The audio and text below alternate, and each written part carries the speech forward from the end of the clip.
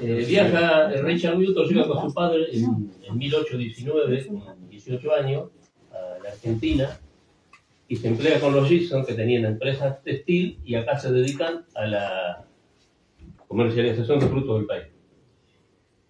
Y vieron que era una persona muy capaz, Newton, y al tiempo lo derivan en el manejo de los campos. Compran campos en monte, los ingleses en la Valle, la estancia de los ingleses.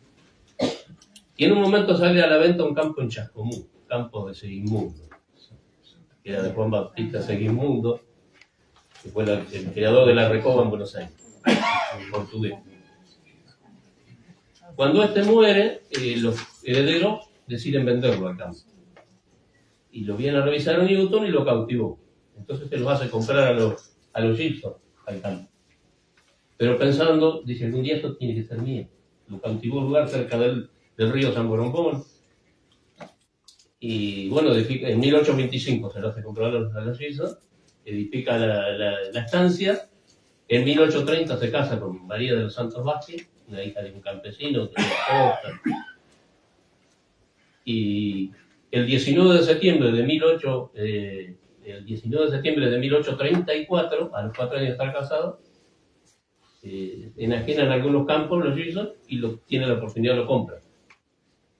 Y bueno, ahí, como se sabe, voy a ir abreviando, como dice el alcalde también, trae el primer alambrado.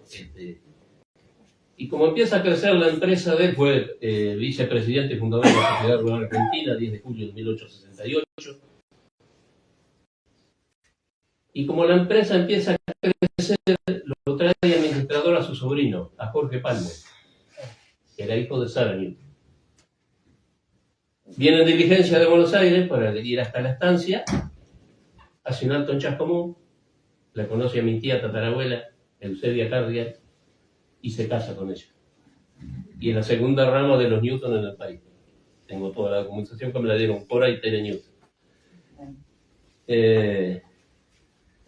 Bueno, llega un momento, sigue con su empresa, y en enero de 1868, en los primeros días, no se siente muy bien y decide venirse a la estancia. Justo ya estaba con el cólera. Y el 15 de enero del año 68 fallece acá en su estancia. Es sepultado ahí junto a 2 piones. Al año y medio es exhumado y lo trasladan al cementerio británico en Buenos Aires. Cuando cierra, solamente la lápida la trasladan a la parte británica en el cementerio de la Chacarita. Y yo pensaba en esto, lo que vivimos nosotros, eso es historia, la epidemia. ¿Cuántos hacendados iban al campo para tratar de salvarse de la epidemia? Más o menos lo mismo, ¿no? ¿Qué cosa? Bueno, al fallecer, se hace la sucesión, la estancia la hereda la esposa con los 2 hijos menores, el puesto del jagüel, que se le llamaba porque tenía los pozos artesianos donde daba agua a la hacienda de él y de los vecinos, y lo hereda Ricardo, el hijo mayor. Edifica la estancia y le pone de nombre, como estaban los pozos, los jagüeles. Está en la estancia. Tengo la foto, hoy me olvidé de traerla, la tengo la foto. El campo de Don Cipriano, hacia acá, hacia el lado del oeste de Chascomún, lo hereda Emilia, casada con Dalia, Emilia Newton, que era el puesto de los Álamos. Ella edificó la estancia, desgraciadamente se prendió fuego, se quemó, no quedó nada. Sobre lo que es hoy la ruta 20, a 1 kilómetro de Don Cipriano, Cipriano Emilio, este que está acá, Cipriano Emilio Newton, hereda el puesto Vista Alegre, que era una lomada preciosa, una vista al río, y se le ocurrió, dice, voy a hacer un casco a los 4 vientos. Edificó la estancia, hizo el monte toda la vuelta de la estancia con 4 entradas, norte, sur, este y oeste, que de las 4 desembocaban en el centro del casco donde estaba la estancia. Un antojo que tenía. A fines del siglo XIX ya se estaba manejando el tema del ramal ferroviario La Plata-Lizama. Entonces Cipriano dona la tierra que no alcanzó a nada porque murió en 1906. En la estancia Vista Alegre la hereda su hija Catalina Angélica Newton, que se llamaba igual que la madre, Catalina Tyler. Que la escuela se llama Angélica Newton del Lago y han olvidado el primer nombre, no sé si ha sido a fines de 1913 comienza la construcción del ramal de La Plata a Lezama. Llegan a Vergara, que había donado la tierra al señor Vergara, en los primeros meses del año 14. ¿Qué pasa? Salió la Primera Guerra Mundial. Así que los ingleses dejaron que fueron a la guerra. Y fue por 16 años punta de riel de Vergara. Estaba la calecita, está el montículo de tierra todavía, donde tiraba la máquina y salía para La Plata de vuelta. En 1926 asume la gobernación Valentín Vergara, que no era nativo de la provincia de Buenos Aires, era oriundo de Diamante, Entre Ríos, por el radicalismo. Y en 1920, entonces inicia toda la movida para la continuación. Y miren lo que es. En 1929 se inicia de Vergara a Lezama, la continuación del ramal. 1929. El escollo más grande era el puente del río San Borombón, que está a 2 kilómetros de Vergara. Y se hace desde Vergara, se sale desde Vergara y de Lezama a la vez. Año 29, a pala de guay con caballos y a carretilla. Ahí no había red, No. ¿Y sabe cuánto tardaron? La logística. 2 años. 400 caballos. 1931 se inauguró el ramal. 1931. Valentín Vergara no lo pudo ver porque cumplió en el año 30 su función como gobernador y fallece antes de que se habilita el ramal. Qué destino, ¿no?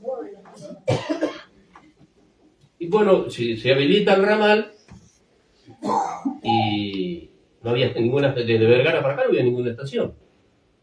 Ni Don Cipriano, ni Escribano, ni Giribone, ni Libre, ni Pesano, nada. Y cuando, como la que se hace cargo es Catalina, no conforme con el predio de la estación, lo lotea. Hace terreno, las quintas y las chacras. Que una quinta ahora de una hectárea la compraron los dueños acá del vivero Bolívar. Ya están revocando la casita ya. Ha tenido una movida muy grande en este tiempo, gente de Buenos Aires ha comprado, hay más terrenos en venta. Entonces dona los terrenos, las chacras y las quintas, Catalina. Y hasta el cementerio.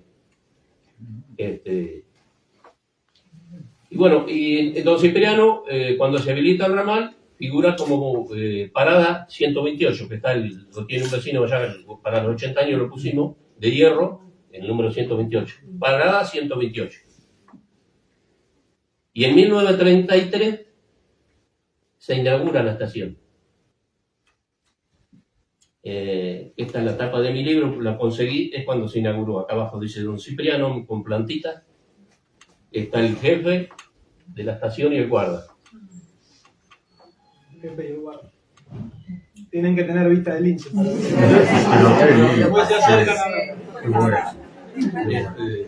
Se inaugura la estación, estaba Catalina presente, por supuesto, su esposo, Lauro Lagos. Lauro Lagos era capitán de navío, pues militó en el radicalismo, se peleó con Irigoyen, porque era, como se dice vulgarmente, de poca pulga. Irigoyen también, así que creó el libro Doctrina Radical. Y entonces, en el puesto Los Álamos de Newton, que lo que después heredó Emilia, estaba Isidoro Petina.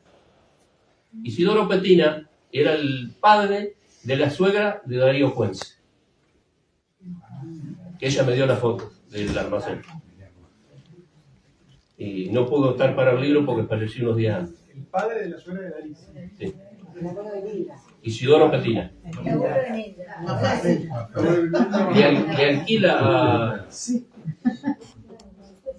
a Catalina, Newton, el predio que está todavía son 2 hectáreas, y construye el almacén y la cancha de paleta de madera. Está acá en el libro.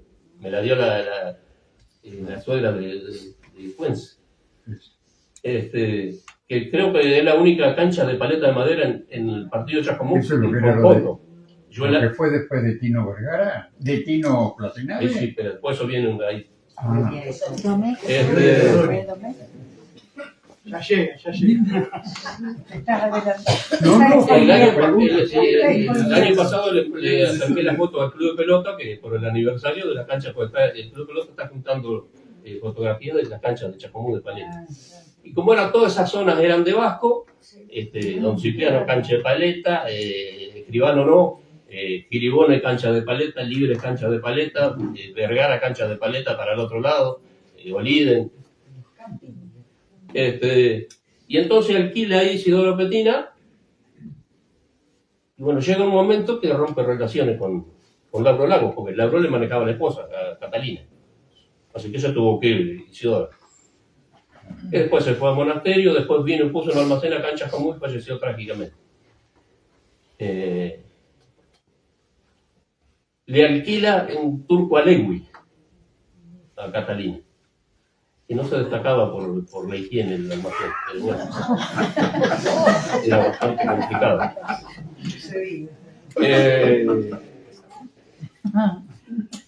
Después el tercero tenía un almacén ahí donde ahora está la capilla, de Francisco Pancho Berti, hermano de José Berti, que era el herrero. Después el cuarto almacén, a 4 kilómetros de Don Cipriano sobre el camino de la Mula, el de Juan Ovar, el padre de Juancito del Payador. Con paleta también. En el año 1936 hasta el 60 tuvo. Después, enfrente, estaba la panadería de Menéndez y el almacén de Marrero, que una señora muy mayor, cuando a los 80 años Don Cipriano vino y me regaló la foto del almacén. Marrero le vende a José Ascona, un almacén chiquito, era bueno, a José Ascona. El séptimo almacén, acá viene el tema que me está reclamando. No. Hay cosas que sabe. Yo voy a contar una sola. Argentino Peñaflor Placenado. Asado con la Alcira Melania. Bueno. Trae la tarjeta postal, en ese tiempo todo se manejaba por carta, hasta de novios no se escribían cartas a los novios, porque en el campo baile había cada 3 meses, no era carta. Como dice la canción, una carta. Entonces la estafeta y se pone a fabricar el lavarropa Placenave, de esos de madera que venían antes, que eran más romperropa que lavarropa. El motor era una persona. Entonces puso un cartel en el almacén, vendo lavarropa. Viene un día Bertis, el herrero, justo estaba Placenave con un hombre venido al campo y le estaba vendiendo uno. Y entonces el hombre dice, uy, cuando mi vecino ya se entere, le va a comprar uno para la patrona también. Y Berti miraba, y era herrero y se daba maña. Entonces pasó como 15 días en los almacenes, vio que estaban se usaban generalmente 2 caras del local, con las cosas en los estantes, los cajones que venía todo suelto, y el mostrador, y en la esquina generalmente una pileta, la bomba, para lavar las copas y los vasos. Se le rompe la varilla de la bomba a Placenave y la va a arreglar, se la lleva a Berti. Llega allá, le había cambiado el título, en vez de vendo lavarropa, se vende el lavarropa. Estaba haciendo Berti. Placenave la ven así, de acá de un gato. Se arregló el coso de la bomba, lo llevó. le contaba a la esposa, pero vos sabés, será posible, mirá, si no está tapado de trabajo en la raíz y le va a tocar hacer los lavarropas que hago yo. Entonces agarra, hace un cartel y lo pone al lado que se vende lavarropa y dice, lavarropas Peñaflor, lavan mejor. Si pasa 20 días, 15 días, empieza a mirar la cenada y ve como algo medio colorado así en lo de Berti. Pega la vuelta a la estación. Había hecho cuando hace el cartel para la Cenave, viene Berti a comprar los comestibles. Entonces se pone a mirar el cartel que había hecho Plaza Nave y Plaza Nave lo espiaba de adentro del boliche. Lo miraba, lo miraba. Compró las cosas, salió, se paró de vuelta y lo miraba. Se fue. Y así como a los 10, 15 días, Plaza Nave una cosa media colorada, de reía ver. Se va, da la vuelta. Había puesto un cartel verde. Lavarropas Josecito. Lavan en un ratito. De 1950, la guerra de publicidad industrial.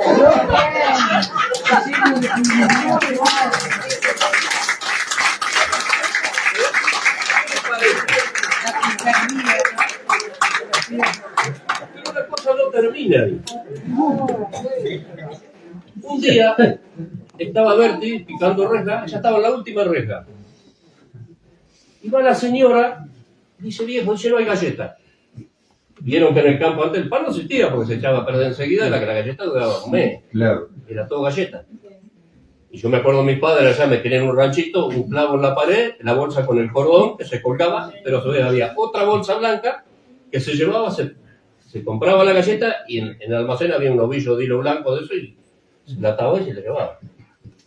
Y dice, bueno, dice, ahora después voy a buscar la bolsa, dice, bueno. Fue a buscar la bolsa, entra a la cocina, la señora no estaba, una pila de ropa así, había planchado una mujer, arriba de toda la bolsa. Era ya por junio. La agarró, la dobló más chiquita, se fue al almacén de la Cenave. Entra y había dos amigos, José, vení, vamos a tomar un puñado para el frío, dice, bueno, se acerca al mostrador. Sí, dice, Placenado, dice, 1 kilo de galletas voy a llevar. Bueno, dice Placenado. ¿Qué había pasado? La señora le había dejado la bolsa arriba de una silla. Lo que estaba doblado arriba era el calzoncillo largo verde.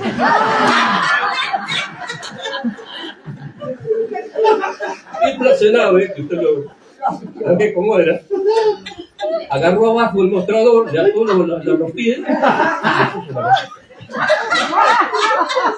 Se terminó la copa Placenave, Berti, y dice, Placenave, ¿está la bolsita? Sí, yo estoy, se la puso. Berti era muy macaco, le pegó una galletada de vuelta y se la agarró con la mujer y la mujer ni enterada de lo que había pasado. Y bueno, esas historias que pasaban en esos lugares, ¿no? Y cuando cierra Placenave el almacén que tenía la tarjeta, se la ofrece a Manuel Ortega, que era el octavo almacén, en 1950 lo inaugura, un 25 de mayo, y se llamó 25 de mayo. Y cuando cierra Placenave, le ofrece la tarjeta a Ortega no la quiso. Se la ofrece a Ascona, y Ascona sí. Entonces tuvo más movida el almacén de Ascona, porque era un almacén chiquito, tenía 3 mesas, con unas sillas para tomar algo, jugar un truquito, y unas pocas cosas, unos comestibles, pero al tener la tarjeta iba todo el mundo a buscar la correspondencia. Y el almacén de Ortega, bueno, eso fue lo más grande que hubo, porque era almacén, forrajería, ferretería, tienda, farmacia, estación de servicio. Un tipo increíble, hacía galpones, mi padre le vendió galpón, le compraba las chapas y le hacía con 2 ventanitas los portables. Era un tipo, una barbaridad. Fue lo más grande que hubo. Y en ese tiempo cosas de farmacia era lo más común, que no tenía receta, que era genio, alcohol, qué sé yo, sal de fruta, todas esas cosas más comunes. Y entonces, Ortega Cierra en 1997, lamentablemente. Después el boliche que tuvo Place Nave, el Place Nave construye la cancha de paleta, que es una de las más grandes de Chacomú, cerrada, que fue inaugurada el 5 de diciembre de 1952. Tiene la fecha en la tribuna. Y después en ese mismo almacén estuvo Osvaldo Mendivil, después lo compra Raúl Domecq, a ese almacén, y ya bueno, ya empieza a declinar todo, se cierra, y bueno, a los 80 años de don Cipriano, se me ocurrió hacer este libro, y lo presentamos junto con Juancito Bar, que le digo, graba algo, unas milongas, unas payadas, y lo presentamos juntos. Él su CD y yo el libro. Se llenó el galpón porque fue algo emocionante. Era más, habían preparado cuando se empezaba, Daniel Martínez, Cholito y Sea, y yo estaba con Huguito Arriola, se había armado un telón, estaba abierto. Entonces, se escuchaba el ruido del tren. Y decía, Juancito, cuidado que viene el tren. No. Y cuando paraba el tren, empezaba como una musiquita, yo con Hugo Arriola teníamos que cerrar el telón. Porque Cholo y Sea, que estaba grabado lo que él decía. Él estaba sentado en la silla, en el coso, pero teníamos que cerrar el telón para que pensara la gente que estaba grabado. ¿Qué nos pasó? Nos emocionamos los dos. Olvidamos cerrar el telón. Y Cholo y Sea, con esa cancha que tenía, agarró y puso las dos manos acá. Y para despedirme, pues,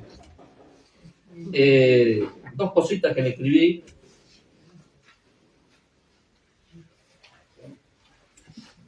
Una es esta que se llama Te lo debía mi papá. Allá donde todo es campo hay un paraje olvidado, el lugar donde me crié, mi querido don Cipriano. Nació para ser estación, con futuro de poblado. En 1933 los cimientos se aferraron con un andén petizón donde las damas pasearon. También el guarda del tren, en él daba el primer paso. Llegaba el caramelero, el de revista y diario. Para la gente del pago era un paseo obligado. En el vagón de encomienda, cuántas cosas se mandaron, y hasta para abastecerse, otras tantas que llegaron. Leche, carne, huevo, pollo, y hasta hacienda en tren llevaron. Venían los cazadores, los pescadores bajaron en el puente de la balsa donde el tren les hacía un alto. Había 3 almacenes y un cuarto más retirado que era el boliche de bar, como quien va hacia Escribano. Place Nave, Ortega, Ascona son de los más recordados. El primero fue Petina y Vertis del otro lado. Había panadería, el galpón enganalado. Cuando se hacían los bailes, Vista Alegre, el club de barrio. Y acá hago un alto porque acá Elías Garri tiene una medalla. La compró, le dijeron que era de Chacomú y la consultó a Morocha de Palma y era de allá. Por eso. ¿Quién era Morocha de Palma?